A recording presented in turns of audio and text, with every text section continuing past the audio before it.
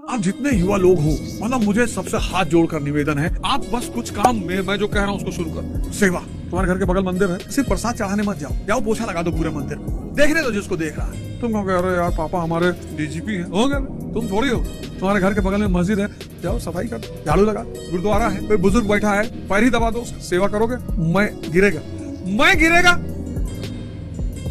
पाए तो किसको दिखाओगे? आईएएस बनोगे जब फर्स्ट रैंक, सबसे पहले गांव की तरफ भागोगे। दिल्ली में मजा नहीं आएगा, सबसे पहले गांव की तरफ भागोगे। तरीके पहुंचे गांव और फिर वो बड़के चाचा का चेहरा और पड़ोस वाले शुक्ला जी का चेहरा, सबका चेहरा देखना, एक्सप्रेशन, भाव। अरे भैया पता लगा शुक्ला जी रो रहे हैं, तुमने कहा अरे चाचा सिख मारे रुकते नहीं। शुक्ला परेशान है, द्विवादी वैष्णो देवी गण मनाया गायन की महतारी, एक सिलेक्शन ना हो चाहे जो हो जाए, यहू कराए डाले हो, लेकिन रो रहे हैं। और जब तुमने पूछा भैया खुशी के आंसू है भैया, समझ में नहीं आवत, भगवान हमारे सुन ली। तुमको दिल में पता है कि नहीं चाचा, आंसू वो भी खुशी में है, इसलिए तो नहीं रो रहे हो। तुमको पता है तुम्हारा लड़का एमबीए किया हुआ है, तो दहेज में सिर्फ 50,000 रुपया मिलेगा और मेरी कीमत अब पहुंच गई 10 करोड़ कैश डिफेंडर। अब तुम्हारे लड़के की शादी होगी किसी क्लर्क के घर में, अब और मेरी शादी होगी मंत्री के घर। शुरू होगी जीवन में तो उपलब्धि के साथ साथ शत्रु भी पैदा होने लगे। इस दुनिया में बहुत जिनकी उपलब्धियां होनी शुरू होती वो बेचारे बड़े परेशान हो जाते हैं। जैसे ही अचीवमेंट शुरू होगी वैसे ही एक चीज पैदा होनी शुरू हो जाएगी, एनिमीज। इससे व्यक्ति बहुत घबराता है। जिसके भी जीवन में अचीवमेंट शुरू होती है उसके जीवन में ये स्वतः पैदा होने लगता। तुम्हारा 10th में 99%, 12th में 99%, तुम गौर करना, तुमसे नफरत करने वाले बहुत पैदा हो जाएंगे। और तुम्हारे घर में सबसे ज्यादा तुम्हारे घर में, और दुआ करना शुरू कर देंगे, भगवान एक बार गिरा दो भगवान।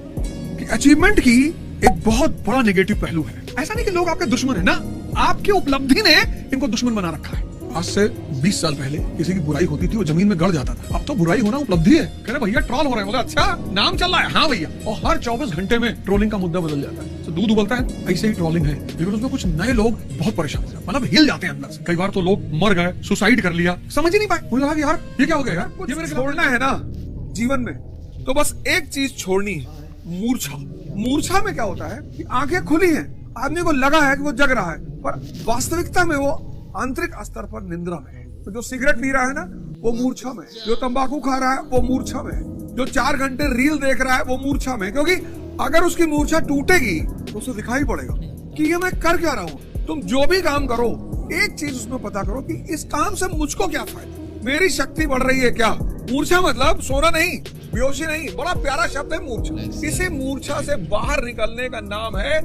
बहुत सारे लोग इस बात की ट्राई कर रहे हो कि मैं बदल जाऊं, पर आप बदल नहीं पा रहे। बदलने बजाय और उलझते चले जा रहे हो, डिप्रेशन में चले जा रहे हो, अंधकार दिखाई पड़ रहा है चारों तरफ, कुछ बनता हुआ दिखाई नहीं पड़ रहा है और आप परेशान। मैं बताता हूँ सूत्र आपको, इस पीड़ा में आपको क्या करना है। जैसे आप स्टूडेंट है, पढ़ने वाले, खड़े होकर पढ़िए, यही तपस्या है। मत बैठिए, अब ठंडक शुरू हो गई, अब आप क्या करेंगे, रजाई में उसके पढ़ना चाहेंगे। रजाई में पढ़ाई होती है, मोजा जूता पैंट शर्ट कैप लगा के खड़े होकर पढ़िए। वो जो डाइस आती है जो क्लासों में रखी होती है वो बनवा लीजिए 1,500-2,000 रुपए, खड़े होकर पढ़िए। जब तक आप पढ़ाई कर रहे हैं, मान लीजिए 4 घंटा सुबह पढ़ना है, तो उस 4 घंटा बहुत हल्का भोजन, बहुत हल्का नाश्ता, बहुत हल्का सा कुछ खा लीजिए। हल्का सा पेट खाली भी ना रहे, हल्का सा कुछ खा, 2 रोटी, 1 कप चाय, नींबू और शहद वाली, पेट में कुछ चला गया।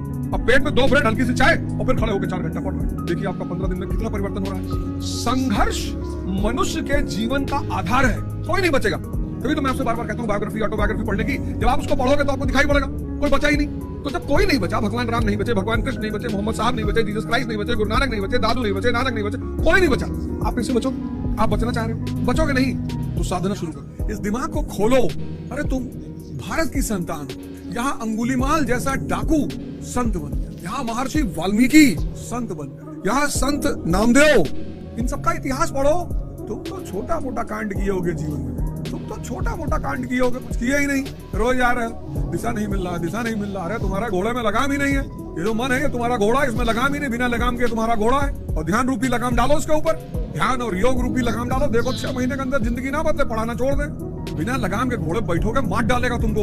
और मन घोड़ा है और उसका लगाम है ध्यान, उसका लगाम है योग, डालो कूद के लगाम। और स्वामी रामकृष्ण परमहंस रामकृष्ण आश्रम में 2 किताबें मिलती है, एक मन और एक ध्यान, 25-25 रुपए की है, ले आओ।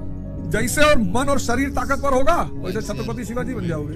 एक सामान्य परिवार से शुरू करोगे कहानी और राजा बनोगे, वैसे ही छत्रपति शिवाजी बन जाओगे, शेरशाह सूरी बन जाओगे, लाल बहादुर शास्त्री बन जाओगे।